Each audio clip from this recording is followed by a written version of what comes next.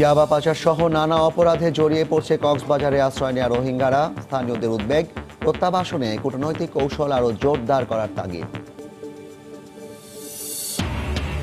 বিভিন্ন স্থানে ছড়িয়ে থাকা সদস্যদের সংগঠিত করে হামলার পরিকল্পনা করছিল জেএমবি।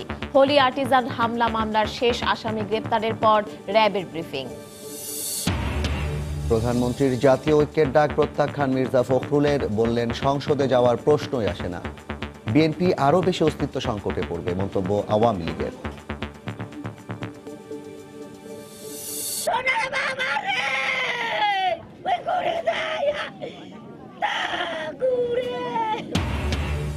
স্বজন হারানোর বেদনায় ভারী নীলফামারীর জল ঢাকার বাতাস। নিহত শ্রমিকদের লাশ বুঝে পেল পরিবার। হতাহতদের ক্ষতিপূরণ দেবে শ্রম মন্ত্রণালয়। এবং রাজধানীর ট্রাফিক ব্যবস্থায় বিশৃঙ্খলা কমাতে কাজে আসছে না কোনো উদ্যোগ। অবৈধ পার্কিং আর ফুটপাত দখল চলছেই। সচেতনতার অভাবকেই দায়ী করছেন বিশেষজ্ঞরা।